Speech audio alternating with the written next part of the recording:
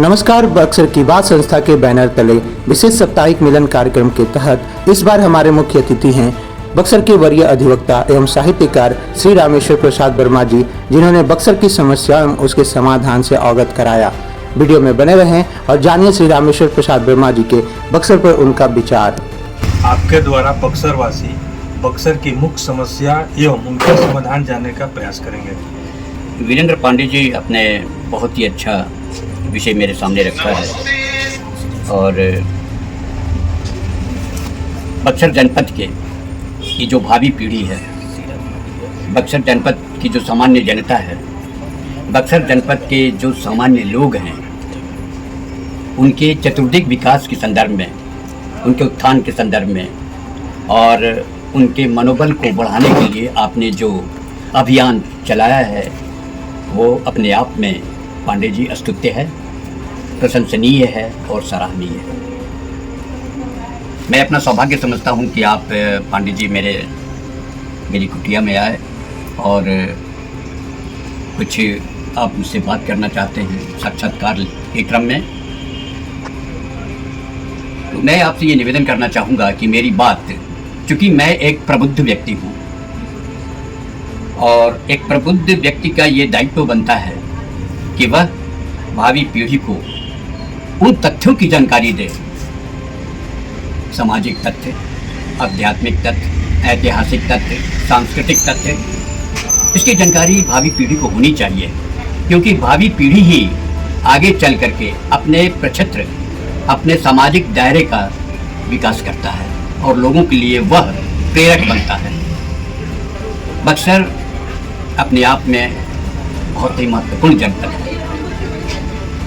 बिहार में 38 जिले हैं। उन 38 जिलों में एकमात्र बक्सर जनपद ही एक ऐसा जनपद है जो अति पौराणिक, ऐतिहासिक, सांस्कृतिक और राजनीतिक चेतना के साथ साथ सामाजिक परिवेश में अपना एक महत्वपूर्ण स्थान रखता है।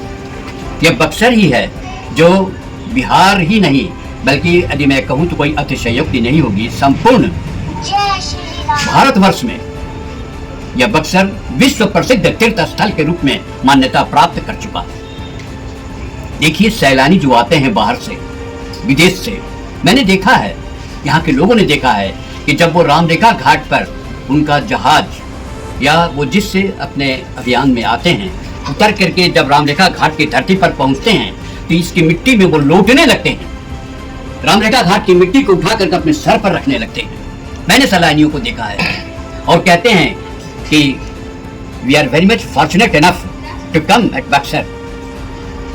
कितनी बड़ी बात है कि बक्सर की मिट्टी को अपने सर पर लेते हैं और गंगा जल को अमृत की तरह वो पान करते हैं। सैलानियों को मैंने देखा है।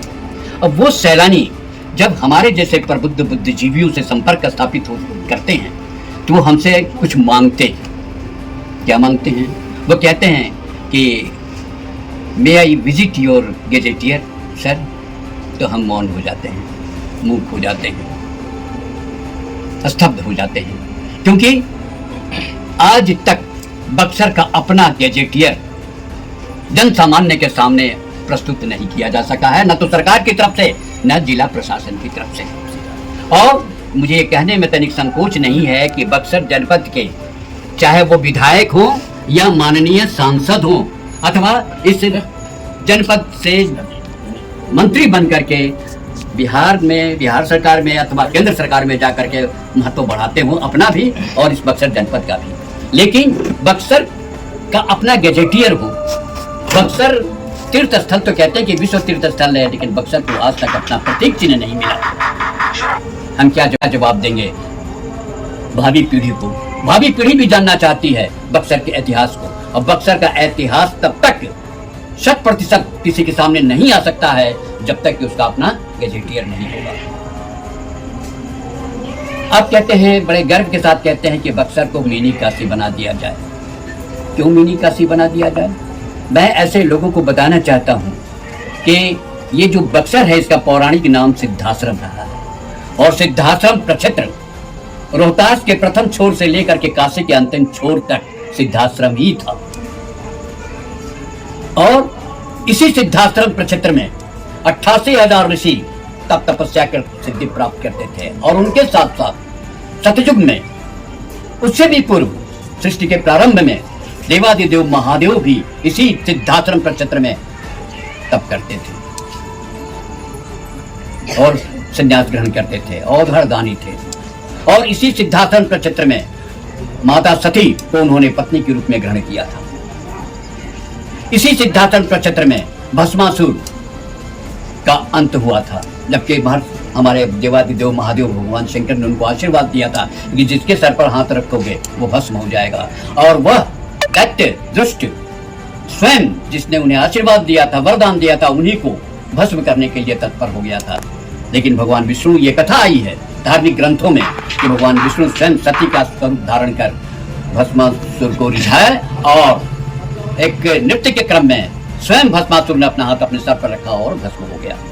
उस क्रम में जब ये पीछा किया था देवादिदेव महादेव को भस्म करने के लिए, तो देवादिदेव महादेव भागने के क्रम में गुप्ता धाम जो कहते हैं ना, इसी जनपद का एक अंग है, वो गुप्ता धाम के खो में चले गए थे अपने आप को बचाने के लिए। वो गुप्ता धाम आज भी है, एक तीर्थ स्थल के रूप में है और लोग जाकर के वहां माथा टेकते हैं। ये इसी क्षेत्र में है। मिनी काशी का अपना, अगर कोई अभी तक मिनी काशी को, काशी तो स्वयं अपने आप में मिनी है वाराणसी का, काशी को विश्व प्रसिद्ध तीर्थ स्थल आज तक नहीं माना गया है, जबकि बक्सर को विश्व प्रसिद्ध तीर्थ स्थल की मान्यता प्राप्त हो चुकी है, मगर उसको अपना प्रतीक चिन्ह आज तक नहीं मिला।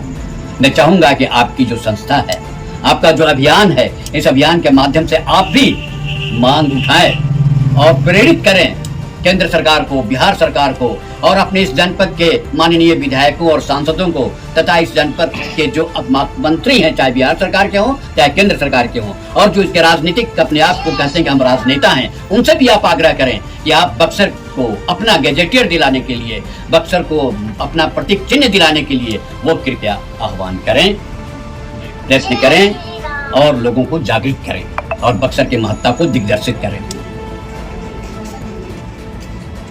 बक्सर की ऐतिहासिक जगह भी है, ऐतिहासिक, इसकी अपनी ऐतिहासिकता है, लेकिन जितने भी ऐतिहासिक जो स्थल हैं उनकी स्थिति अत्यंत दयनीय हो गई है, उनकी सुरक्षा नहीं हो पा रही है, अतिक्रमण हो रहा है उन ऐतिहासिक स्थलों का। इसे रोकवाना होगा, आपको बताना होगा कि अतिक्रमण रोका जाए, नहीं तो ऐतिहासिक जितने भी स्थल हैं उनका अस्तित्व समाप्त हो जाएगा, और उनका अस्तित्व समाप्त होगा तो बक्सर का अस्तित्व समाप्त हो जाएगा। इसलिए और भी बहुत सारी बातें हैं, जैसे लोग आप कहने के लिए बहुत गर्व के साथ कह देते हैं कि राम और शिक्षा की शिक्षा भूमि, सिर्फ शिक्षा भूमि नहीं है, ये शस्त्र और अस्त्र की शिक्षा भूमि है राम लक्ष्मण के लिए। राम लक्ष्मण संयुक्त रूप से यहाँ जो निशाचर थे, जो जनता को तबाह करते थे, परेशान करते थे, अत्याचार करते थे, अन्याय करते थे, उनका उन्होंने विध्वंस किया था राम और लक्ष्मण ने। शाहबाद के 4 को तो अलग अलग कर दिया गया, बक्सर छोटा सा जिला रह गया, और आज पुनः बक्सर को टुकड़ा करने के लिए क्या साहब के जुमराहों को जिला बना दिया जाए, बक्सर का स्वतंत्र समाप्त हो जाएगा। इस पर सोचना होगा सब लोगों को एक मत से।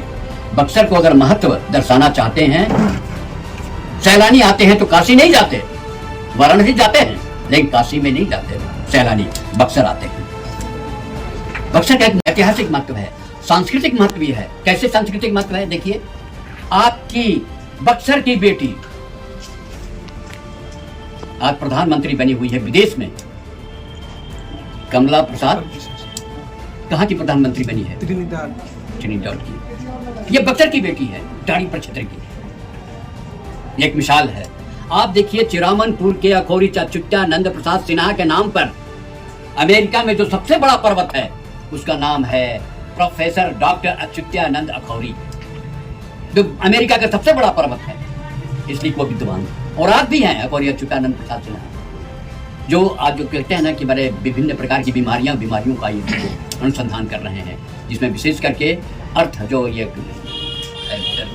हार्दिक हृदय रोग हो, उसके बारे में बहुत सारी बीमारियों का वो एक बहुत बड़ी उपलब्धि है संपूर्ण विश्व के लिए। उनके नाम पर अमेरिका ने अपने सबसे ऊंचे पर्वत का नाम रखा है। दूसरी बात, आप सांस्कृतिक प्रक्षेत्र में बहुत गर्व से लोग चाहे किसी भी उत्सव हो शारदा सिन्हा का गीत सुनते हैं, जो मैथिल में भी भोजपुरी में भी। वो शारदा कहाँ की बेटी थी? बक्सर की बेटी थी। बहुत कम लोग जानते हैं इसको। वो बचपन में यही बक्सर हाई स्कूल में पढ़ती थी और 10वीं क्लास तक पढ़ी है। उसके पिताजी यहाँ पर थे, यहीं पर काम करते थे। उसकी पैदाइश भी बक्सर में ही है, शारदा सिन्हा की।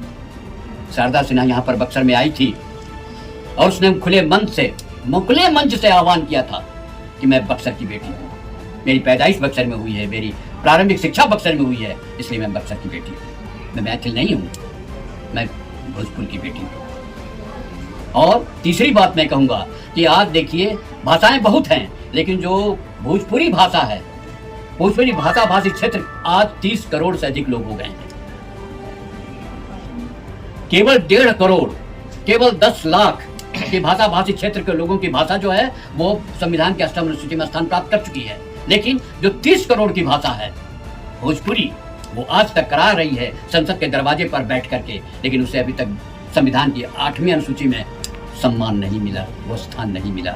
जबकि सबसे ज्यादा प्रबुद्ध, सबसे ज्यादा पुस्तकें, और मैं बताऊं आपको कि देखिए अब तो ऐसा है कि ट्रिनिडाड हो, नेपाल हो, लोगों ने तो भोजपुरी को राष्ट्रीय भाषा घोषित कर दिया अपने क्षेत्र का, अपने राज्य का। और आपके यहाँ 8वीं अनुसूची में तक, अगर आज 8वीं अनुसूची में स्थान मिल जाए, बताना होगा भावी पीढ़ी को कि इसका क्या महत्व है। इसका महत्व यह है कि जब 8वीं अनुसूची में भोजपुरी को स्थान मिल जाएगा मैथिल की तरह, तो न्यायालय में भोजपुरी में आवेदन आप दे सकते हैं, बहस कर सकते हैं।